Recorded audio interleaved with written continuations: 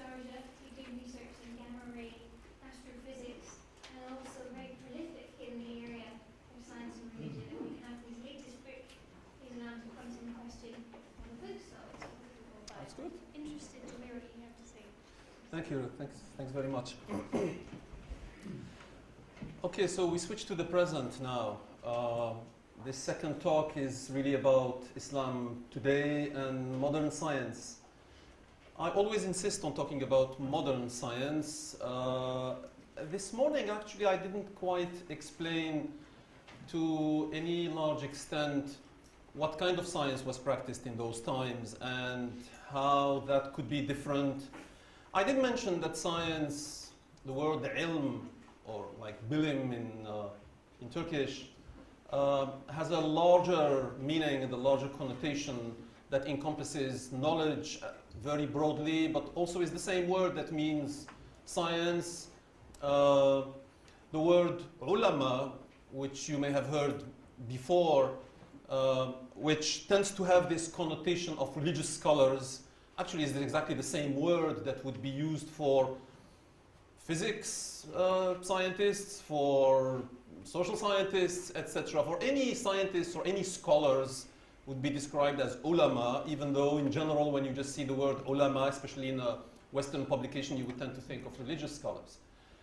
In any case, I think modern science is significantly different. I'll try to explain in a moment in what way it is different and why it constitutes a new challenge for the Islamic culture and the Islamic religion, and hence how the Muslim scholars have reacted to this new challenge, this new methodology, this new approach, the new theories, the new results, etc. And that is why this talk is titled Islam and Modern Science, Conflicts or Harmony.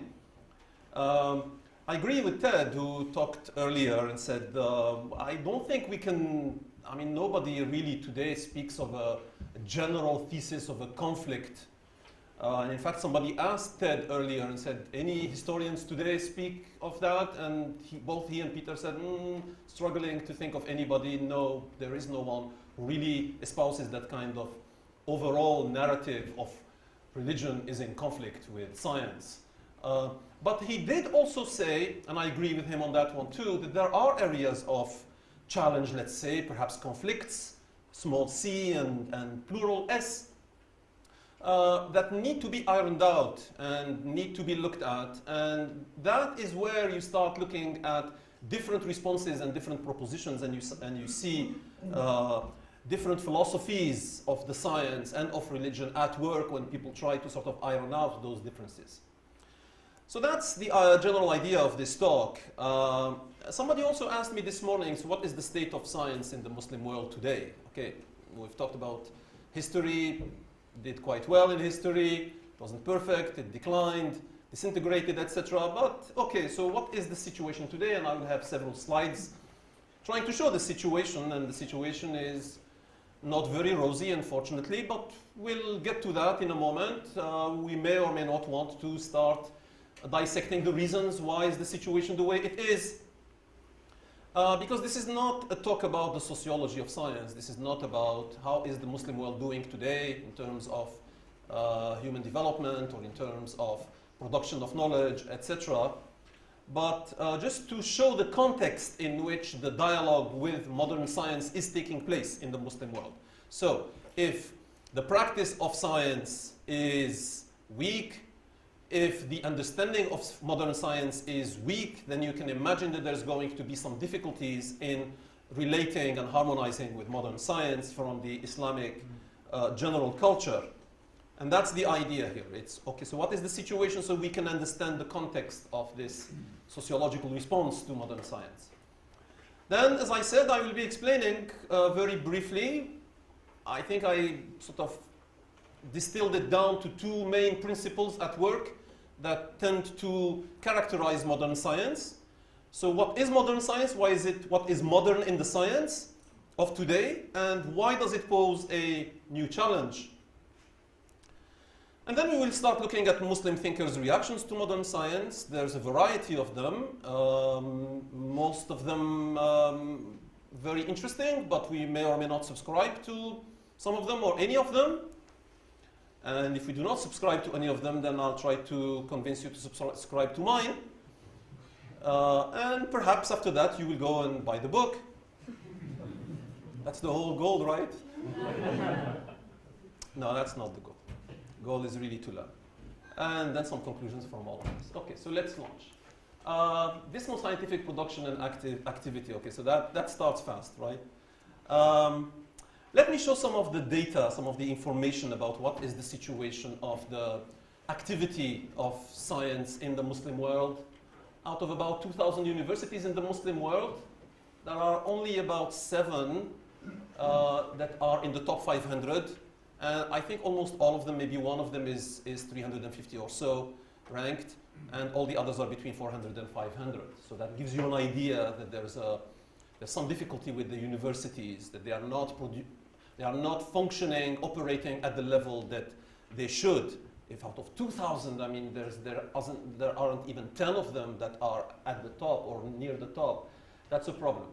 Number of scientific publications originating in the whole Muslim world, all of this is, by the way, is UNESCO data, World Bank data, etc., is only about 1.1% of world production of real knowledge, meaning journal papers that are indexed, etc. You can go back and find, I mean, I cited some data in that article that I mentioned this morning, the Nature article on astronomy, looking just at astronomy. So I went back to the Web of Science and looked at publications, citation figures, etc. for each and every Arab country. In that article, it was just about the Arab world. Here I'm talking about the whole Muslim world. The Muslim world makes up about 20% or more of the world population. And if 20% of the world population produces 1.1% of the scientific knowledge of today, then that is why I'm calling it dismal scientific production and activity. And then there are more examples like this in terms of patents in technology. 134 in the whole Muslim world compared to 3,000 in Israel alone. So, I mean, it's just absolutely staggering. And then you look at even more quality. That's why in that Nature paper I cited citation figures. It's not enough to publish a paper. We need to look at how many times that paper has been cited in a period of 10 years is what I did for that article. And so when you look at frequently cited scientific papers, meaning papers that are really of substantial value, then you find that the numbers are extremely, extremely low. So for example, in Egypt, ratio is 0.02 compared to 38 in Israel, 43 in the USA, 80 in Switzerland, etc. So in terms of production of science, the Muslim world is far behind, far behind. In terms of science education now, there is something that I have been following for the past 10 years or so called TIMSS. This is Trends in International Mathematics and Science Study. For me, it gives me an idea of how well any country is doing in terms of science education. This is an international voluntary test that countries accept to undertake for their pupils at grade 4 and grade 8 in mathematics and in science. There are typically about 50 countries that participate in that international test, and it runs every 3 to 4 years. The previous one was in 2007, and then the new one was in 2011. And actually, it's a very elaborate thing, and it takes about a year for the results to come out, and the results came out in December 2012. So these are the latest figures. Now, I highlighted in red the stunning result. The 10 lowest performing states altogether out of about 50 were Arab ones. The bottom 10, all of them. There are, as I said, I've been looking at this for the past 10 years, so I look at the 2007, I look at the 2003, etc. And you can see some improvements in some cases, Qatar being one spectacular case. I mean, spectacular. All of them are below average. And Qatar jumped from, I don't know, something like a rank of 45 to a rank of 20 or something. So it's still below the average. So it's still way down, but it is making improvement. But most of the others actually, and that's the problem, no significant improvement. Some other recent international surveys of students at various levels, So the previous one, as I said, was grade 4 and grade 8. But in other situations, show other significant or striking deficiencies in terms of understanding the nature of science, in terms of accepting large theories like evolution, certain ideas of astronomy, etc. Somebody said earlier that even today there are many, many students in high school, even I think it was in the UK, the person was referring, who believed that the Earth was flat until the 15th century. Well, guess what? I still receive emails from somewhat educated people. I mean, anybody who uses email has some education, right? Well, more or less. And asking me, what is the proof that the Earth goes around the sun? Actually, if you look at the surveys in the United States, and somebody correctly pointed out earlier when that question was asked of Ted earlier, said, what do you mean people believe? Which people? Are you talking about educated people? That's why I said when I receive an email, I'm assuming I'm talking or corresponding with somebody somewhat educated. But in the US, for example, if you look at the surveys, until about 10 years ago, the number of people who believed that the sun goes around the Earth and not the other way around was larger than the converse. And I think now it has come down. I think it's about 30% or so of people. But this is the general public. So the general public, I'm sure there are many, many people who believe all kinds of ridiculous stuff. But here I'm talking about people who have some education, who email you and say, can you please send me your best proof that the Earth goes around the sun? So there are several issues as I'm trying to explain. And I think it was Nell who this morning asked me about evolution and the situation, evolution creationism in today's Muslim society. This is a graph from an article that appeared in Science about 4 or 5 years ago, showing data of surveys. There have been more surveys since then, but this is sort of a very nice graphic. Gives you an idea of what the situation is, except that you have to be careful not to misunderstand the graph, because green in this case means bad. Okay? Green means evolution could not possibly be true. Okay, so this is sort of the fraction of people who were asked in Egypt, Malaysia, Pakistan, Indonesia, Turkey. Kazakhstan is a special case because Kazakhstan has the old Soviet tradition of teaching, etc., etc. But these are the ones that have more religiosity. I mean, if you ask people which Muslim states have the largest religiosity, and I think these are measured and tested, there's Pew surveys, etc. Pakistan and Egypt would come out very high in religiosity. And as you can see, between could not possibly be true and probably false, we're talking here about 2/3 of the people. So 2/3 of the people cannot think that it's most likely false, or I cannot imagine it to be true under any circumstance, under any explanation. And then these are the ones who think that it is true or probably true. Over here, the orange bars.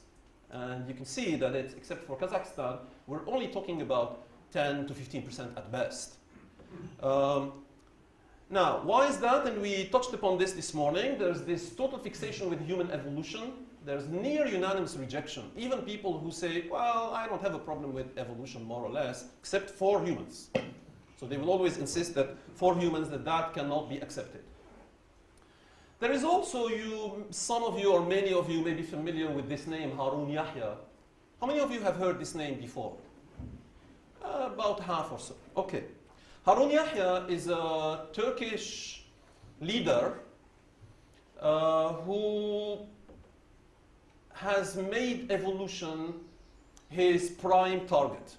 He has loads of money, and he has a website where now I think it's up to about 2,000 books that have been produced under his name. Clearly he has a whole team, dozens, maybe hundreds of people who write stuff, and it is about anti-evolution, it is about anti-modernity, etc.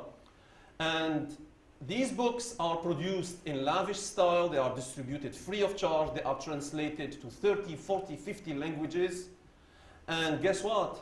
We now have surveys to as far away as Indonesia and Malaysia of biology high school teachers who say that they are not only using the Harun Yahya books, but find them extremely useful. So, and that has had some significant impact in another very important and negative way, and that is to convince some of the ministries of education in several countries to remove any teaching of evolution from all of the high school curricula. So not only are people getting the books for free, being completely brainwashed into the creationist literature, which, by the way, most of it is taken from the American creationist discourse, translated into many languages, distributed to teachers, and now there are strong influences and successful impact on ministries ministries of education to remove that from the education curricula, as I mentioned over there. There are, as I said, other recent surveys of high school students in Egypt, Lebanon, Turkey, Pakistan, and Indonesia, but this is more or less what we find. I want to show you also a survey that I conducted at my university about 5-6 years ago. It's not a scientific survey because it wasn't, large scale. It only had about 100 Muslim students and about 100 professors altogether. I think it went about half and half, Muslim and non-Muslim. At my university, we have about 50 or 60 nationalities of professors. I would say roughly about half of them Westerners and half of them non-Westerners from the region. And we have about 80 nationalities of students. So it's an extremely diverse group. The students tend to be, I think, about 80% of them Muslim, but others are from India, Hindu or Christian, children of expatriates, etc., etc. So I thought, this is a very nice laboratory because I have all kinds of diverse population here, and so I put together a long questionnaire, the results of which are in the back of my book, by the way. So this is another plug. Here I'm only showing 2 questions or answers to 2 questions. The survey was not only about evolution, it was about evolution, it was about astronomy and cosmology, it was about understanding science, do you believe in miracles, all kinds of things that have to do with science and religion and Islam. Anyway, so, and by the way, some of the respondents ticked more than one. And so if you add some of the numbers here, they don't add up to 100. They sometimes add up to more than 100. That's because some students chose this and this. And you could understand why, because they would be sort of somewhere in between here and here, so I'll just tick both of them. Okay, fine.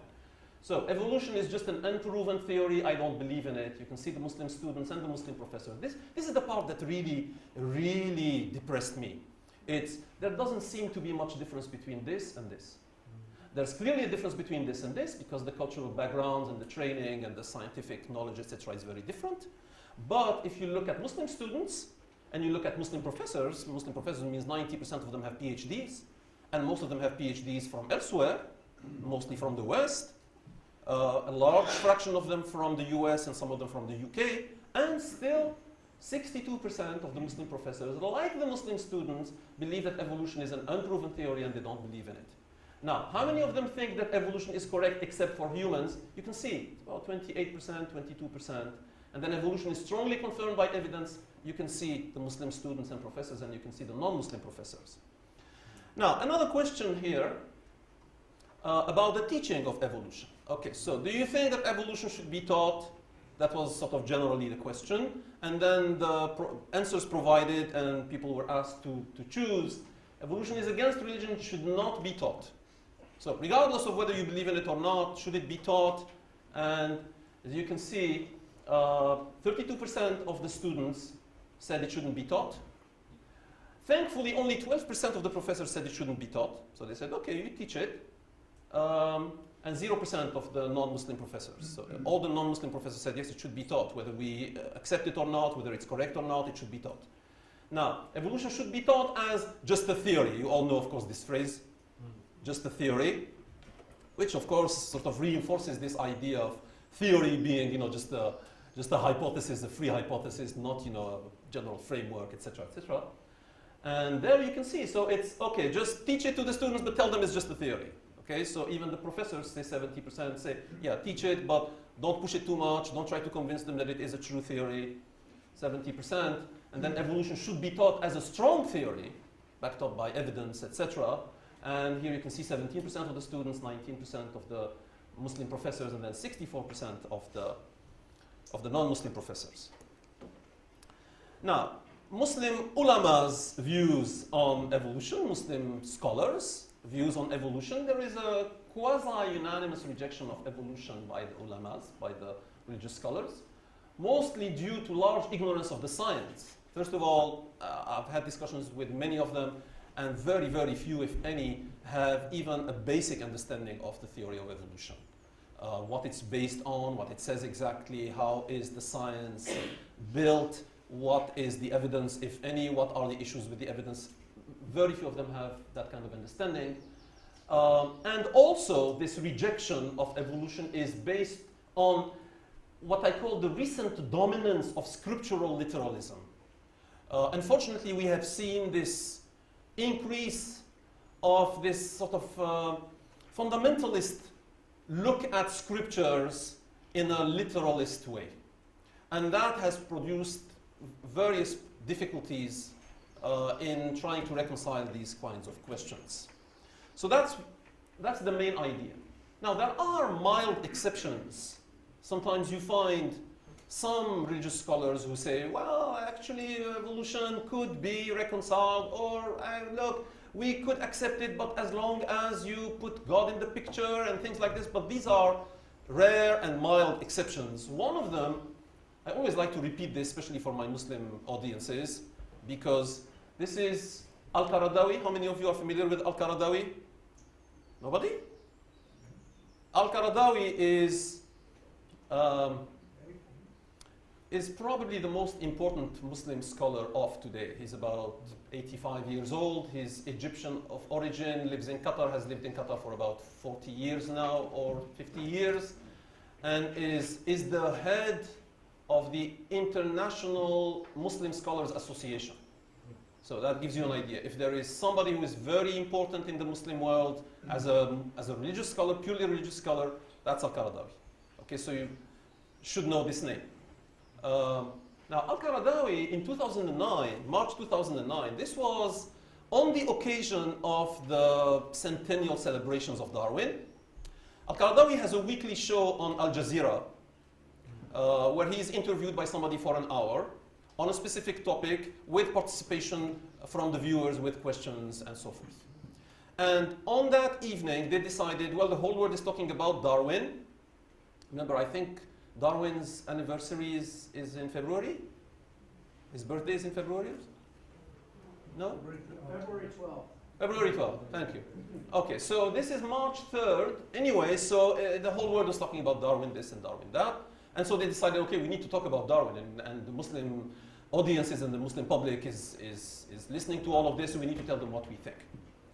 And here's what Qaradawi said. And I was watching this live, and I was absolutely stunned. So I went a little bit later, a week or two later, got the whole transcript in Arabic from the Al Jazeera website, kept it for record, and this is my translation of what he said. He said, even research into the beginning of creation, because the interviewer, the moderator, was asking him, so is it okay in Islam to research or to investigate the beginning of creation? Are we not looking into God's will or God's ways? Is it okay to look at, I don't know, the first second of the Big Bang? Is it okay to look at the creation of the earth? Is it okay to look at how Adam was created? This was sort of the question. And Qaradawi answers, even research into the beginning of creation is allowed in Islam, as long as one keeps in mind that we are looking into creation, meaning that there is a creator, even if we assume that species evolved from species. And I was like, oh, go on, go on. And he said, this is only by the will of the creator, according to the laws of the creator.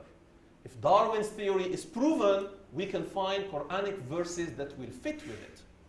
I said, hooray, well. It's not often that you hear statements like this. It's not, this would probably not be publicized too much. Even if I took this and sent it to other scholars, they would say, well, I'm sure that's not what he meant. Or I'll ask him and I'll come back to you and I will guarantee you that that's not what he meant, and things like this. But in any case, so there's a problem. Let me move on now to some positive signs. I've depressed you enough. Some positive signs. As I said, this is all setting the stage to look at the context in which we're looking at the relation between modern science and the Muslim culture and the Muslim civilization of today. Some positive signs. Women have made huge strides in Arab higher education, science, and research. I'll show you some data of this in a moment. There is the emergence of new, well-endowed research funding agencies in the Gulf. So now there's going to be more research funded by, typical NSF type or NIH type research agencies with people submitting proposals, reviewed, etc., etc. So we're coming along. For a long time, that did not even exist in the whole region. If you needed some money for research, you needed to go to your university, or you needed to, by some miracle, get some money from the ministry. But now there are some real peer-reviewed, competitive research funding agencies. There's large increases in university enrollments in the whole region. There's multiplication by many factors. Look, in the past 60 years, I was looking at this recently, in the past 60 years, the number of universities in the region was multiplied by 20.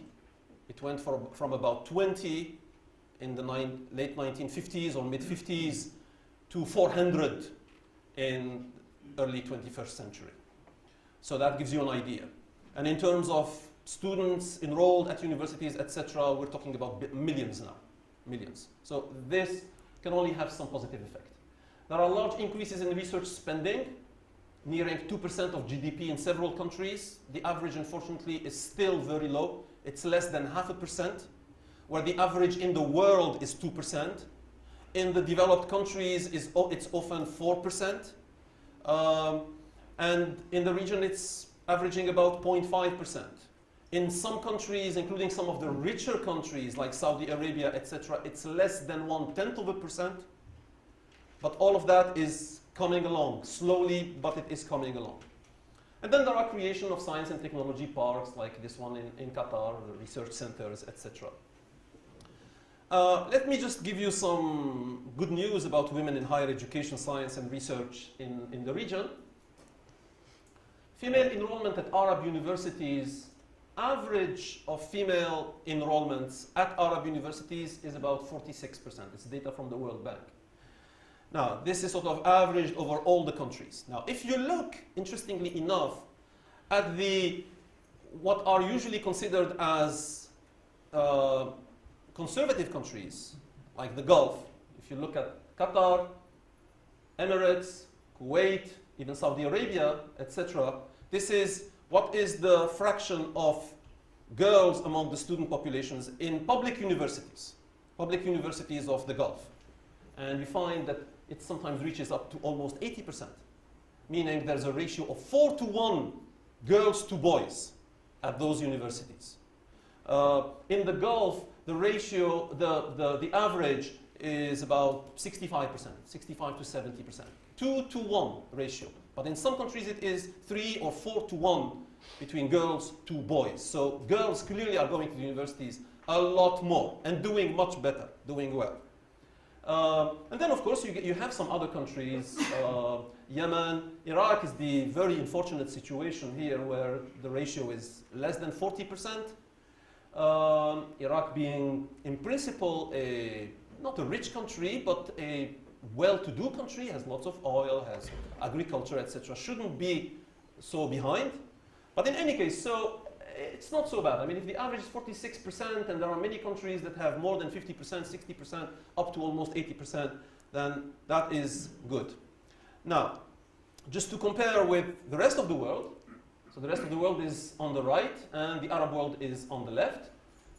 This is the developed world. I don't mean the rest of the world as in, Ghana or Senegal. I mean the developed world. USA, Canada, UK, Denmark, France, Israel, etc. And it is about 55% or so girls. In the Arab world, a lot more variety, but in some cases very high, and in some cases extremely low. But even that is improving. Now, if you look at the science fields, because what I'm interested in is really the science part. If you look at the science fields,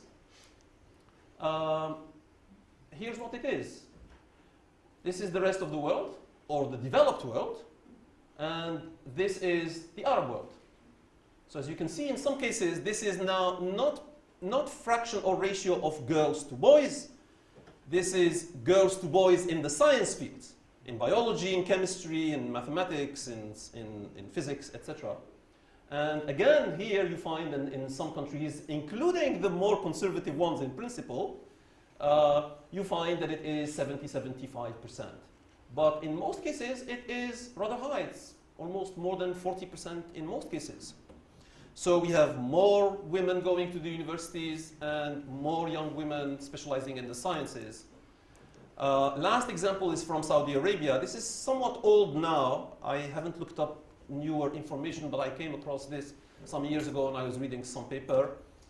About 10 years ago, there were 372 graduates in Saudi Arabia with master's degrees in the sciences.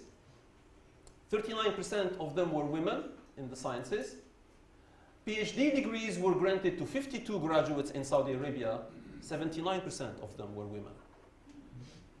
So they're getting PhDs in the sciences, they're getting master's degrees in the sciences, they're going to the university a lot more, and this is Saudi Arabia, where women cannot even drive. So science is coming along. And also, this is, before we start looking at the challenge of modern science, this is again still sort of a sociological survey of the situation. There's a slow start of science activity in the media. The World Conference of Science Journalists was held in Qatar in June 2011. It's held every 2 years, I think, and this past month it was held in Helsinki. So, and there were, as I recall, I wasn't there, but I was following the blogs, etc., and there were, I think, 40 or 50 Arab science journalists who attended. So there's quite a bit of interest. There's an Arab Science Journalists Association, although it got established in 2006, so this is fairly recent, although it still has difficulties with financing. First Arab Science Journalism Conference, October 2008 in Fez, Morocco. So you can see all of this is in the past 5, 6, 7 years. First annual Arab Science Journalism Award, September 2008. Arab Science Blog, known as the House of Wisdom, you remember the House of Wisdom of this morning? Muhammad Yahya, an Egyptian blogger. Anyway, so there's quite a bit of activity, or at least some increased level of activity. Now, let's look at the conceptual issues now. So, what are the challenges, what are the difficulties that the Muslim culture of today finds with regard to modern science? As I said earlier, after lots of thinking and discussions, etc., I have brought it down to two main ideas. This is, if anybody asks me, what is modern science for you? How is it different from medieval science or science even of the Renaissance? I would say it's two things. One is, and both of these are going to be challenging to the traditional culture. First one is methodological naturalism. Now, this fancy expression means that science only admits explanations of natural phenomena that rely solely, so it's only and solely, on natural causes, meaning you need to leave out any appeal to supernatural agents. You would think, sure, I mean, we all do that. I mean, when you try to explain, I don't know, any phenomenon in chemistry or in geology, etc., you don't invoke God, you don't invoke, I don't know, spirit, you don't invoke, but believe it or not, until recently, people were invoking, in fact, till today, you would be surprised how many people describe medical conditions as having to do with demons or having to do with divine punishment or having to do with, you know, spirit of this or that, or look for remedies that are spiritual for natural afflictions, things like this. So, for any religious culture, telling people that you can never mention the divine, you can never mention spirit, you can never mention demons, you can never mention, purpose, and because God wanted it this way, etc., in any of your scientific explanations of any phenomena is, at least at first, a challenge. Now, I have no quarrels with it, I have no problems with it, this is how I do my science. In fact, I recommend this, because this can be a common denominator for everybody, theists and non-theists. But at first it is, so are you saying that you have to deny God? And I say, no, that's not what we are saying. That's not what modern science says. It doesn't say you deny God. It says you cannot invoke God in doing any science or trying to explain any phenomenon. This is methodological naturalism. Second one is Popper's falsifiability. I don't know how many philosophers are in the room, but I'm sure some of them are jumping and saying, whoa, you believe Popper? I think Popper's falsifiability, with all its difficulties, etc., I think is still a very good, simple criterion for demarcation, what the philosophers call demarcation. Understanding what is science from what is non-science, what is pseudoscience, etc.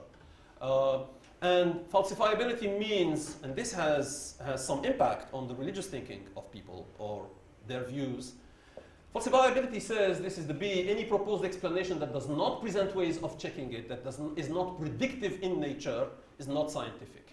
So you cannot bring me any explanation and I say, okay, so what are you predicting? How can I go and check it? And you say, well, it's not possible to do that. I don't have any predictions, or I cannot tell you how to go and check it. Then I say that that's not a scientific explanation. Oh, it could be a philosophical idea, it could be an artistic, beautiful poem, or whatever you want to call it, but it is not science. So anything that does not have predictive power, that does not carry with it the means of testing and checking, is non-scientific by nature. Non-scientific doesn't mean anti-scientific, doesn't mean it's bad. It could be good in some other ways, it could be religious, could be artistic, could be anything, but it is not scientific. So in delineating all of this in modern science, the religious mind, the traditional, religious mind, finds it difficulty to sort of reorganize the bricks in the mind to really sort of sort all of that and harmonize it. Secondly, there are some challenging theories and paradigms. We've already talked about evolution, so that's clearly one, because it challenges the traditional narrative, the traditional picture of how we understand Adam, how we understand humans, how we understand the history of men, etc. But there are others. I don't remember who this morning mentioned the multiverse. I don't know, one of the speakers. Then now we have no beginning cosmologies that do not have a beginning, coming back to the fore, not just the steady state theory of Fred Hoyle, but some new cosmologies. And those tend to have difficulties being digested by the religious culture. So this, in one slide, as far as I could summarize it and squeeze it, is modern science and the challenge that it poses. As you can see, not necessarily just to Islam, but to theism in general and to traditional religious thought, but in particular to Islam. Now, what did Muslim thinkers say when modern science came along? Usually they weren't presented with this slide and say, okay, so what do you say? But with all the ideas that were floating, etc., including some of them were mixed with materialism and mixed with atheism, and if you accept Darwin, then you have to forget your God, and etc., etc., and then there's the problem of evil, and a million things. But when they looked at everything that modern science was bringing along, this is how they reacted. There's four main reactions, and I'm trying to sort of simplify them in one slide each. In the 70s and the 80s, there were four main schools that tried to redefine science based on Islamic principles. In other words, people looked at it and says, we don't like this. We don't like this modern science. Oh, this modern science is wrong. It's bad. It's not necessarily wrong in its result, but it is not the kind of science that we want to subscribe to. Oh, so what do you want to subscribe to? Then what they embarked on was an attempt to redefine science. They said science should be done this way and that way, not the way it is being presented to us. So that's why it is redefining science based on Islamic principles. One of them is largely referred to as sacred science, Islamic quote unquote. I'll get to this in a minute with a little bit more detail.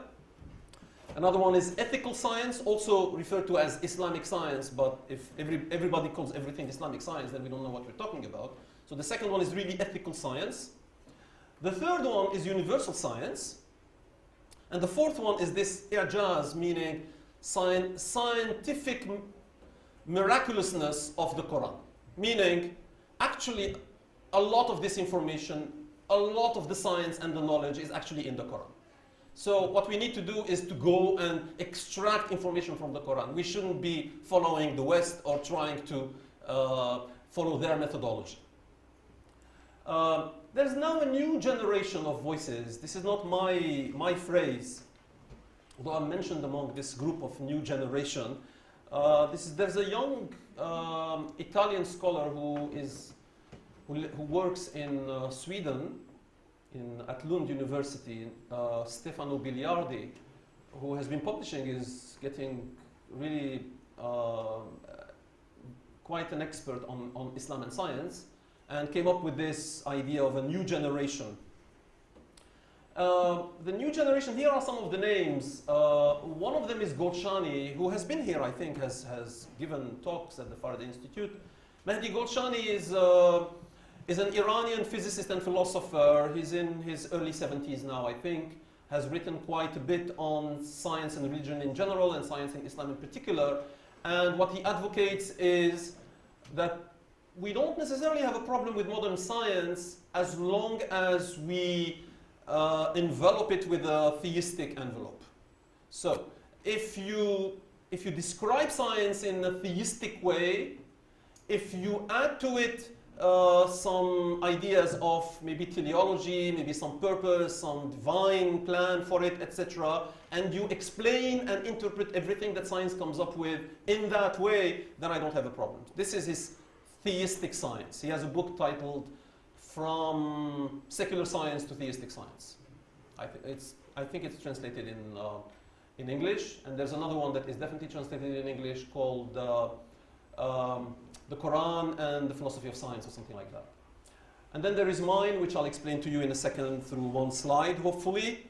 And then there are some other voices that have not been completely fleshed out, but are trying to get into the discussion and proposing one idea or another. Now, let's review these propositions of how modern science is wrong or not wrong, and how to modify it or what to do about it. The first one is this Islamic sacred science. This is Sayyid Hussein Nasr, is an Iranian philosopher. I mentioned him this morning when he talked about the Avicenna-Biruni correspondence, if you recall. Sayyid Hussein Nasr is, without a doubt, the most famous Muslim philosopher of today, of the past 40, 50 years, I would say. He has more than 50 books to his credit. He has more than 500 articles, you name it. I mean, he is extremely well known, highly respected almost everywhere, and yet his thesis or his ideas are rather radical or very strong. But because he is such a scholar, and because he writes very well and speaks very well, I've had discussions with him one-on-one, I've listened to his talks, etc. He is mesmerizing, but his ideas are somewhat controversial, quite a bit controversial, I would say. What does he say? He says modern science is actually a human anomaly. Why is it a human anomaly? Because he says this is the first time in the history of humanity that we develop a science that is completely disconnected from God. And he says, not only is that wrong, but don't worry about it, that's just a passing phase. It's going to disappear because humanity does not function like that, and humanity is not like that. So it's just like, you know, somebody going through a mid-age crisis or something. Then we'll, you know, come back to our senses. Now, how do we know? Why does he say that it is such an anomaly and is so bad? Because it has produced environmental catastrophes, because it has produced what he calls debasement of man, fragmentation of our lives and our knowledge, disorder, and he says you can see the effects of this kind of materialistic science. He insists that science in the Islamic civilization, what I described this morning, considered nature as sacred. This is the controversial part, even among the Muslim thinkers. So nature as sacred? Since when was nature sacred in our tradition? Where? And so he will come back and find some quotes from some thinkers, etc., and he will develop. He is Sufi, he's a strongly Sufi, mystically inclined and subscribed to a whole Sufi school. But he regards nature as sacred, and he insists that in the Islamic civilization, nature was regarded as sacred, and so we need to go back to producing a science that regards nature as sacred, and therefore unifies everything that is material and non-material, everything that is physical and metaphysical, everything that is natural and supernatural, including the spirits, including the angels, including atoms, and everything should be unified in one picture. That's why it's called sacred science. Now, being a Sufi, strongly Sufi thinker as he is, he regards also the rational approach, methodology of modern science as very limited at best. And he says, no, we should not be reaching conclusions and proofs simply by rational discourse, but also by individual intuition, by mystical exercises and such. And he rejects some of the objectives of modern science, like, for example, confirmation by repeatability, accuracy, etc. He says, oh, no, that's not important. You get your result to, I don't know, the sixth digit after the decimal point. That doesn't impress me. That's not what science should be about. What science should be about is producing values, is producing meaning, beauty, harmony. Show me a science that produces that for humans, and then I would say that's great science. But science that produces something so spectacularly precise, that does not impress him. All right, I told you that I would be summarizing in one slide each of these schools, and there are books and books on this. The second one is, this is Zia Sardar, who lives in North London. Also developed something called Islamic science, but I refer to it as the ethical science.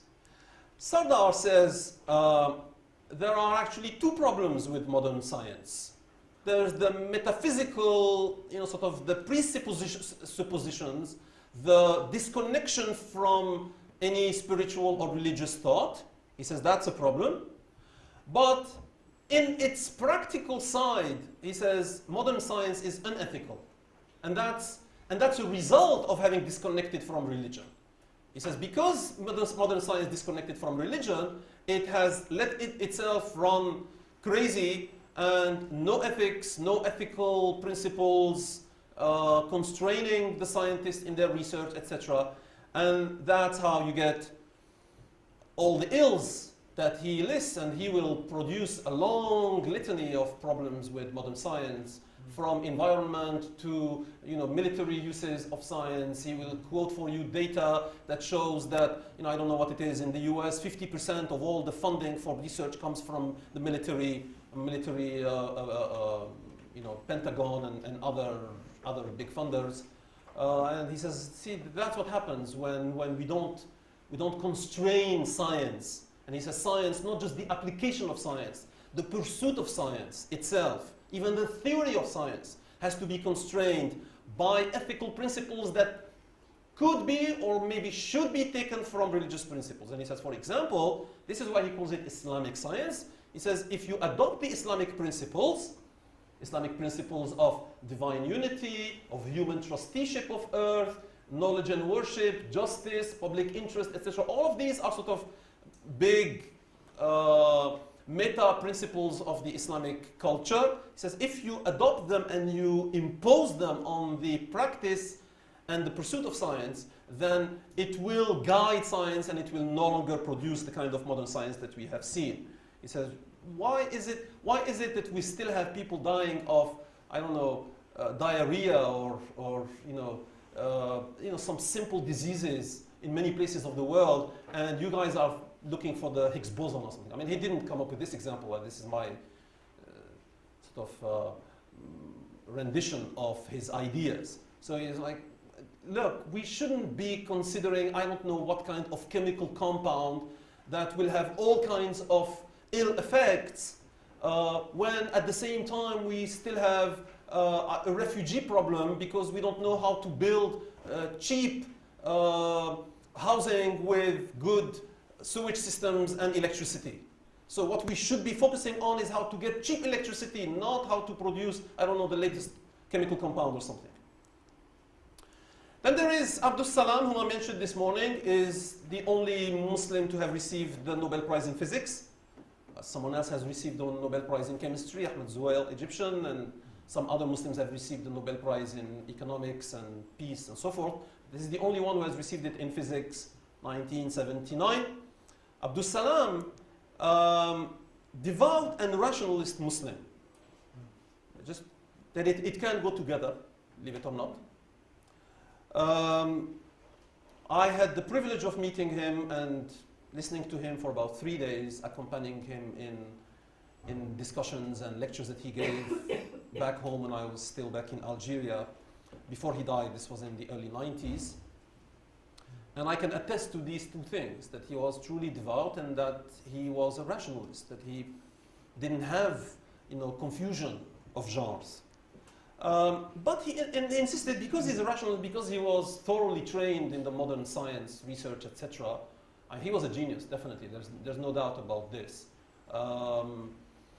By his late 20s, people realized he got his PhD from Imperial College in London, then he went on to Italy, where he founded a research center, etc. People realized that this guy is destined for Nobel Prize or something, and he did. From Cambridge? And then went to Imperial College. Thank you very much. Polkinghorne was his doctoral student. That's right, that's right. Polkinghorne was a student of Abdus Salam. Very good. Sorry? In mathematics. Okay. He insisted that science is universal and only its applications are affected by cultural factors. So he says, if you have problems with the application of science, that can be worked out at the cultural, national, regional, societal level, but it's not a flaw in the science itself.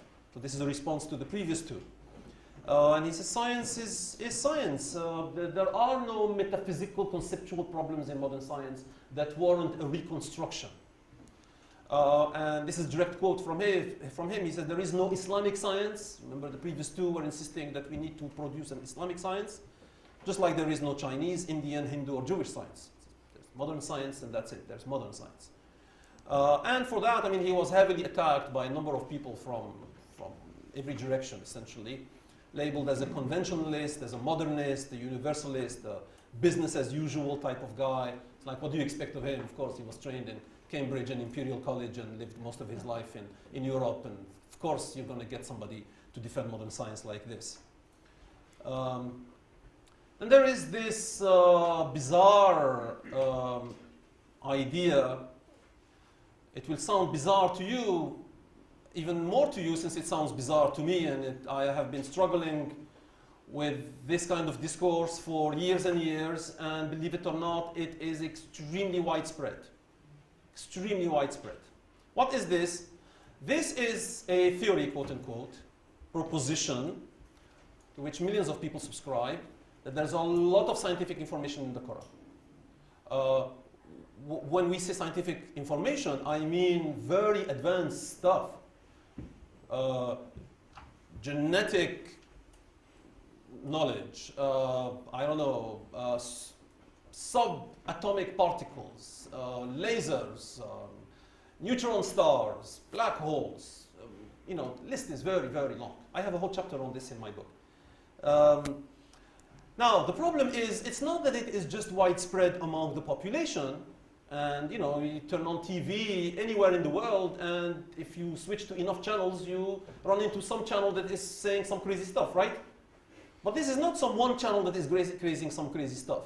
This is stuff that is widespread among the general population, is supported by officials. You can see, for example, here in March 2008, the 9th Conference on Scientific Miraculous Content in the Quran was held in Algeria under the patronage of the President Bouteflika and organized by the World Authority on Miraculous Science in the Quran. The Prime Minister who inaugurated the conference said, many researchers and scientists have ended up admitting that many of their discoveries and inventions in fact exist in the Quran. This is an exact quote, translated from French to English by me. But if the Prime Minister is saying this, if the President is funding or supporting a conference of this type, And this is not a one-off conference that, something happened in Algeria, people went crazy and organized something like this. It goes on and on. I mean, well, let's forget the papers that were produced there. But the following one, 9th conference, hold on a second, 9th conference. Yeah, that was the 9th conference. Okay, so the 9th conference was in Algeria. The 8th conference was in Kuwait. The 10th one was in Istanbul in March 2011. The 11th one is going to be in Qatar next September. So every year or 2 years, you get one of these world conferences that invite hundreds of people, and you get dozens of speakers who present papers on their latest discoveries of scientific stuff that they have extracted from the Quran. There are regional conferences as far away as Brazil, Egypt, Tunis, and this is all very recent. I mean, it goes on and on like this. The leaders of the world, this world authority, which is based in Saudi Arabia, claim that evidence of this miraculous scientific content in the Quran and the Sunnah being the Prophet's statements, presented in these conferences, the evidence is so impressive that many Western scholars convert there.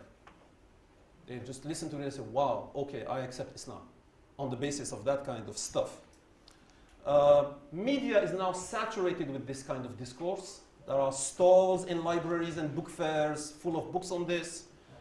Curricula at high school now teach some of this stuff. At least 1 chapter, 2 chapters in textbooks contain this kind of stuff.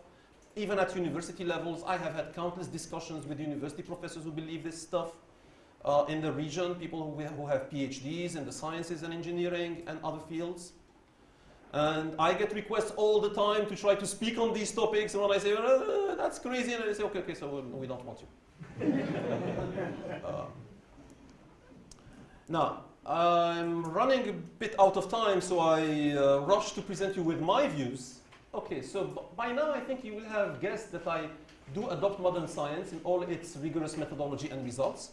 Anything that is established in general, anything that is established by proper methodology, I not only accept, but I say we have no choice but to accept. From science, from any field, anytime you have a way of ascertaining the results or the theories or the methodology, etc., then it is not up to me to choose and pick and decide whether I want to accept this or not. Science presents you with a methodology first and foremost, before it presents you with results.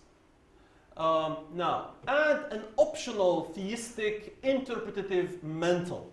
In this, I subscribe or agree with Mahdi Goldshani, who insisted on the theistic science, theistic modern science, if you like. But the reason why I say optional is to explain to people that I am not forcing this theism on science. I'm not forcing it on the scientists.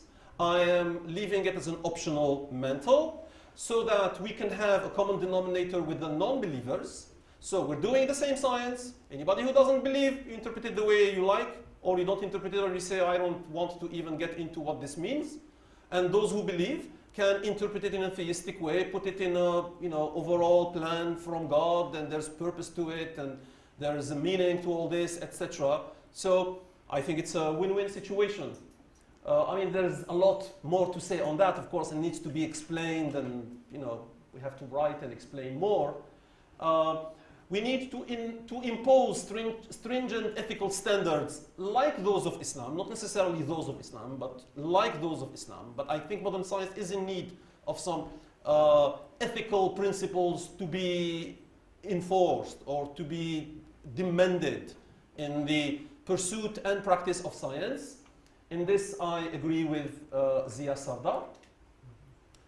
Then accept the Quran's guidance. This is for the Muslims at least, guidance and philosophy of knowledge, some of which I described this morning. The pursuit of knowledge, the requirement to go and seek information and find the cures to the diseases and contemplate the universe and try to link it to the glory of God, etc., etc. But then Muslims often ask me and say, okay, so what happens when I read a statement that is talking about the moon and the sun? And how do I understand that if now there's a statement in the Quran that talks about the moon and the sun, and then there's a statement in the astronomy books that talk about the moon and the sun? So how do I relate the two? And Actually, when I teach astronomy almost every semester. And when I teach astronomy, introductory astronomy, very often, not every day, but every couple of weeks or something, I'm teaching about something, and some student will raise a hand and say, well, what about that idea that we find in the Quran? So this is not some kind of academic issue of how to relate Quran and science. It is really a practical educational issue that I face all the time in the classroom, in university settings, and that I face outside all the time. Like, people need to find a way to relate and which goes where and how to really make it fit and harmonic. So in this is why I call this the spirit of Averroes, because Averroes had written a small, brilliant book on the harmony. I think it's titled On the Harmony of Philosophy and Religion, or at least that's the meaning of the title. It has a somewhat of a fancy title, but it's how to harmonize philosophy and religion, philosophy being the rational discourse and religion being the revealed knowledge. And he explained that if you find certain statements in the scriptures that seem to be saying something that relates to what rational knowledge is bringing to you, then if you can establish that something that has come from our knowledge or our science is established, then you have to reinterpret the text. I mean, this is the same ideas that you find in St. Augustine, etc. And I said, okay, this also applies to the statements that we find in our scriptures that relate to the sun and the moon and life and Adam, etc. In other words, there's an effort of hermeneutics, an effort at reinterpreting the text. This is the exact opposite of the literalism that I decried earlier and this morning. So this is sort of essentially my idea. So let me summarize now and finish off. There are huge efforts still needed on science education in the Muslim world. There are efforts and there is some progress, as I showed, but it's still a bit slow and it's still quite far behind. And so science education is still in need of huge efforts in the Muslim world. Muslim scientists must play an active role in the spreading of the scientific culture in society, the scientific thinking, the scientific method, etc. That is still largely missing. That's why I spend a lot of time on Twitter, even on Facebook, etc., trying to sort of disseminate this way of thinking scientifically. Science still largely misunderstood. It's seen as some kind of a technical way. There's too much of a utilitarian, technical view on science. Science is what produces a laptop for me. Science is what produces air conditioners or something like that. But no, that's not science. These are almost trivial results or products of science. What science is a way of thinking, is a way of reaching certain knowledge, certain information. And that is not there yet, by and large, because the philosophy and history of science is rarely taught, believe it or not. For a culture that prides itself in its history of its civilization and its science, as I showed this morning, you would be surprised how little of any of that. If you pick any high school student from the Arab world and say, can you tell me in 2 minutes what Al-Biruni did, 99% of them would not be able to tell you what Biruni did. Can you tell me, I heard a BBC TV series talking about Ibn al-Haytham as being alongside Newton, as I quoted this morning, and they will say, Ibn al-Haytham, alongside who? Newton? Did what? No idea.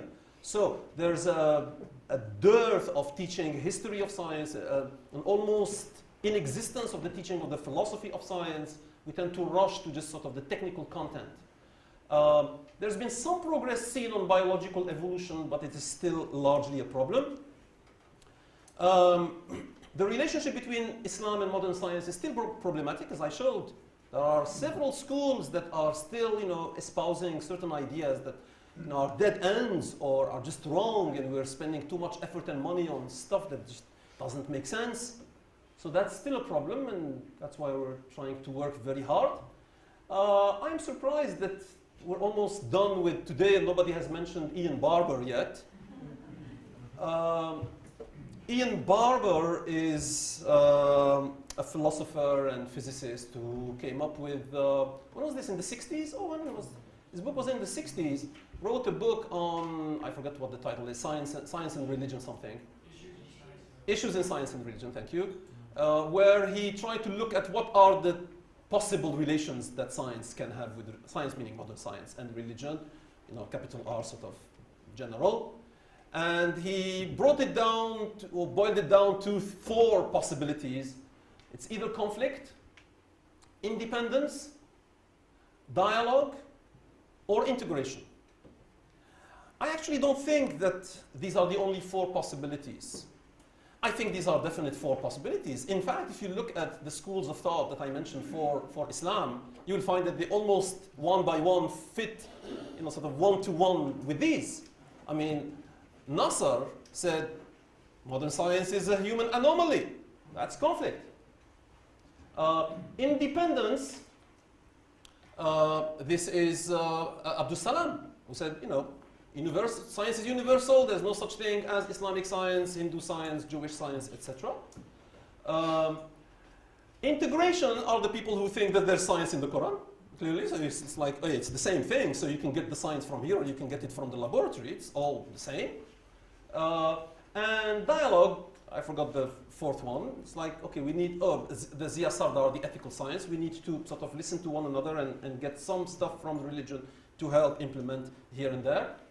And we have seen that all 4 being proposed recently by Muslim thinkers, and I have tried to convince you of harmony or a way of harmonizing the relationship between Islam and modern science. A la Averroes is perhaps the appropriate relationship to adopt, or at least that's my proposal out there. So that's the shameless plug for my book, and if you want to follow me on Twitter or Facebook or read my bi-monthly column in Gulf News, I would be happy to communicate with you. Thank you.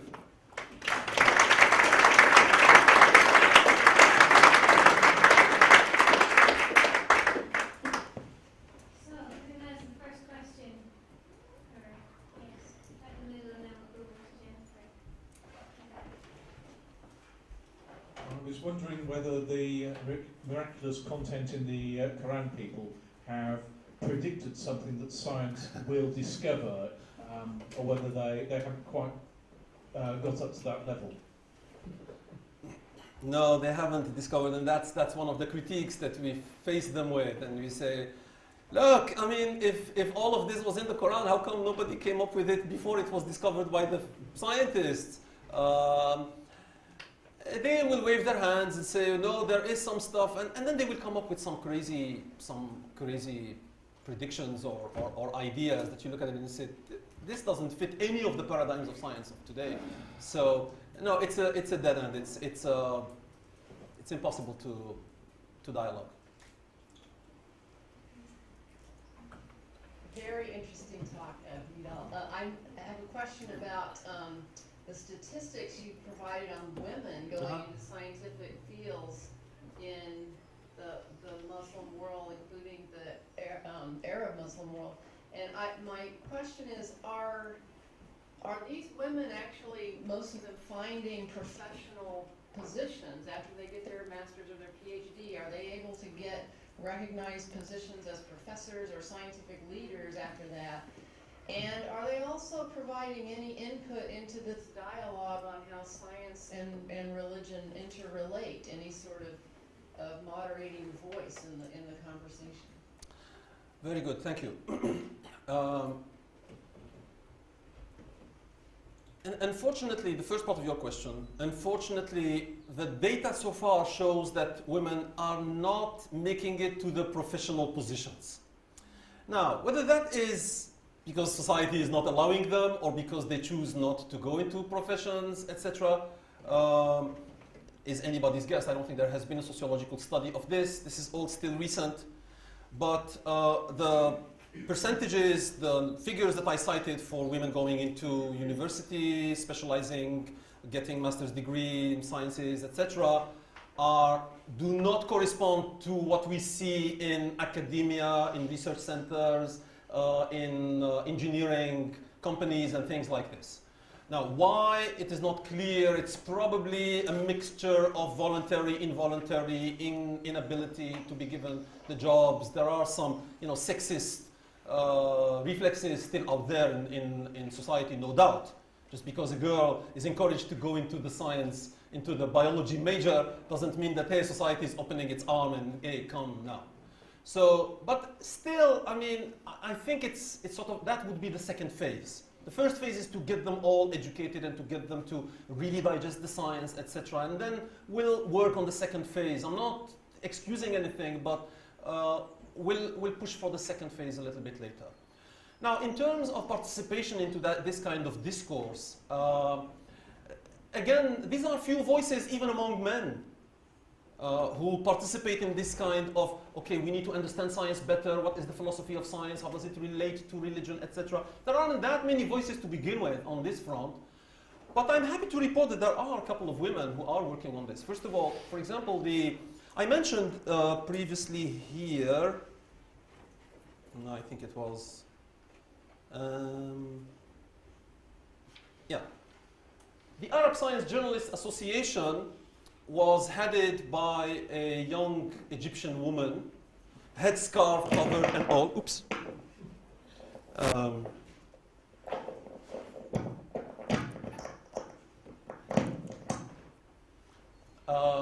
Who went on to become the chair or president of the World Science Journalists Association,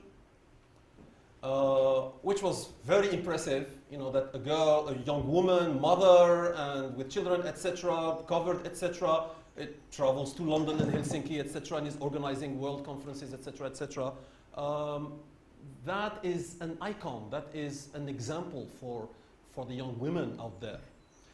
Another example I want to mention is a professor that Dennis knows, Rana Dajani, who is a Jordanian molecular biologist, also, you know, headscarved and very devout, etc., is pro-evolution and is out there, you know, defending evolution, and has had some difficulties in her personal career, as you can imagine, but is also trying to push forward with the Islam science. We co-organized, she and I, a workshop on Islam and science of 3 days at her university 4 months ago. And even the people from the West who attended, including people like Bruno Guiderdoni, etc., were stunned to find that, hey, wait a minute, why is the audience like 80% girls? I said, well, welcome to the Arab world. So. I think another question here, and then this one there. Is there any distinction between Sunni and Shia responses to modern science, or even Sufi responses? Very good, very good. Well, this somewhat simplistic distinction that can be made is the Shiite thinkers tend to be a little bit more rationally inclined, more open-minded, so to speak. But that's sort of a very general and simple. I mean, so if you look at all the tradition of Shiite thought of the past centuries, including and up to today, in general, you will find them more rationally inclined, with more open-minded theology, etc. But when it comes down to these issues, you will find, from among the people that I mentioned, Nasr is Shiite, though you wouldn't know it from all this, right? Zia is Sunni. Abdus Salam is Qadiani, and for this he has had serious issues in Pakistan, because Pakistan doesn't recognize the Qadianis as being Orthodox Muslim. All kinds of problems, very, very unfortunate and sad stories about Abdus Salam. And it goes on like this. And who else? Gorshani, that I mentioned earlier, and I said I subscribe to his theistic science proposition, is Iranian and Shiite.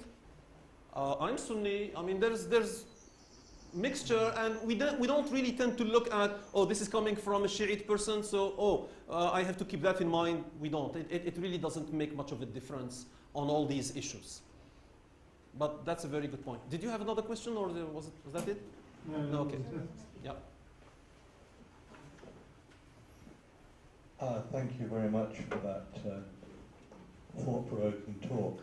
Just wondering, looking at your conclusions, how many of them are actually are peculiar to Islam, and how many of them are more universal in the whole dialogue between science and religion? Very good. I actually tend to think a little bit more broadly about science and religion. I think Islam has certain issues that have to do with its recent history and sociology, but its issues are not related to its theology per se. And so I tend to do my sort of sociological work, trying to disseminate science, raise awareness, explain things to people, etc., in the Muslim context, because that's where the greater need is for people like me, as I showed from the data of the first few slides. I mean, their science education is still very weak, and science production is still very weak, and misunderstanding of science is huge, and so on. But I don't think, I mean, if you look at most of the ideas that I proposed here, at least most of the first ones over here, are not proper to Islam. In fact, even the last one here, when it talks about making hermeneutics obligatory each time there is an apparent contradiction, etc., this could apply to the Bible as well, 100%. So I don't tend to see Islam as really being special. I think the Muslim society, because of its history, has had a certain trajectory, and we are just barely coming out of a long period of decline. But I don't see intrinsic issues that have to only be dealt with in the Islamic society. One back there, and then one over here. I'd like to come back to something you said more or less right at the start. So you were talking about scientific publications and patents. And by my calculation, Right up to your right. sorry, by my calculation, that 134 patents is only 4% of the figure for Israel alone, and that makes it much less than 1% of the total world patents at the time. Is there a, because a patent is basically a state monopoly for an individual, is there a feeling that in some ways that it's not Islamic? That such things should be for the good of the community rather than for the good of the individual? Very good.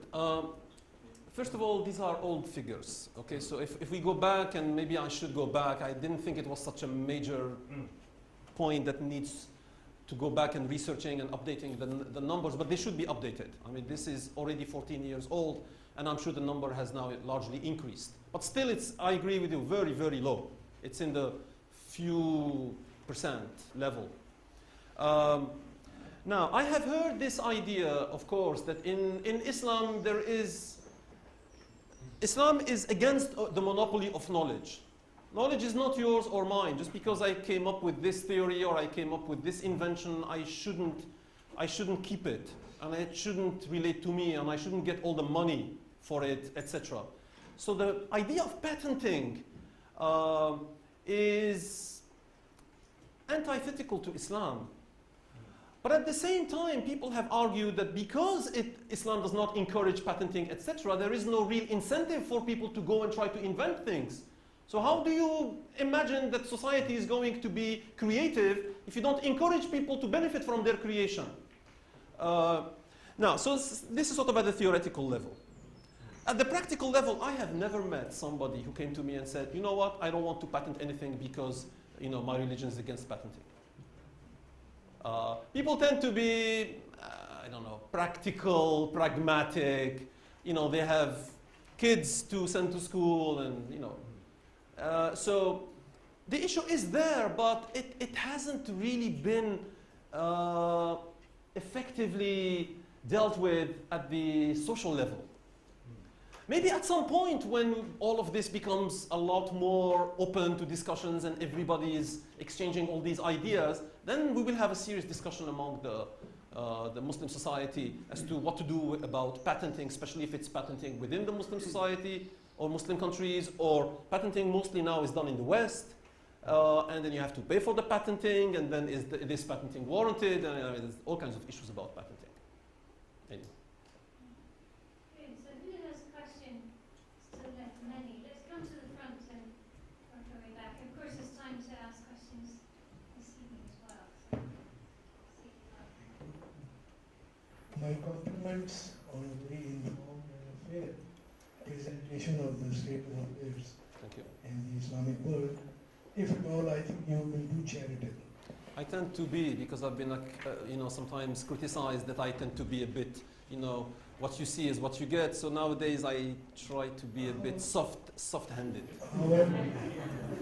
However, I think you will agree that a point needed to be made that these are views of the common man, common perception in the Islamic world. These are not the views of Quran. When it comes to evolution, for example, Quran is, in fact, at least in my way of thinking, contains a lot of material pro-evolutionary. That life developed through stages, that life was created, all life from water. Life was created, humans were created from dried mud. These are relative. That time is relative. One yom is equal to 1,000 years or 50,000 years of life, and so on. One can go on.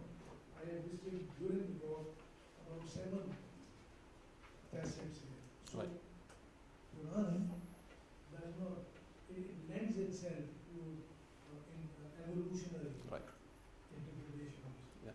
Now, how come that Quran lends itself and yet the Muslims seem to be anti-evolution?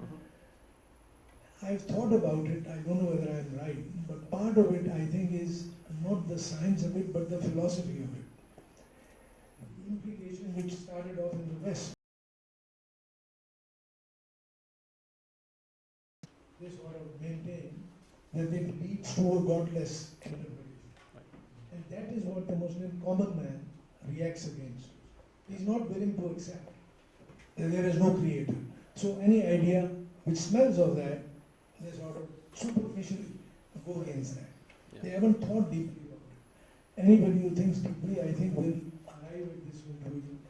The Quran very much is supportive of the evolutionary. And another quick observation, important one, this thing about ijaz in Quran, that all scientific discoveries. That's a total misunderstanding, as Dr. Naik out of India has very clearly pointed out. He says Quran is a book not of science, but of signs, S-I-G-N-S, ayats. It points out the evidence of the Creator in the far reaches of the cosmos, within human nature, and in the history of people of old. So it is retrospective. It cannot be forward. It's not a book of science. It's not prediction. It has given mind to human beings, science, the method of science, the way to learn about matter.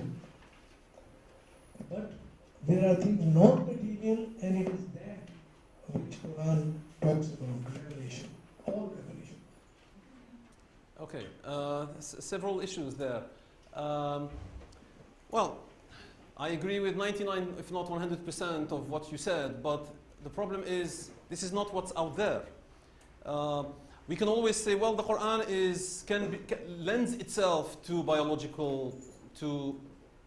reconciliation or harmonization with biological evolution. And that's what I did in the book. I mean, if you read, it's the longest chapter by far.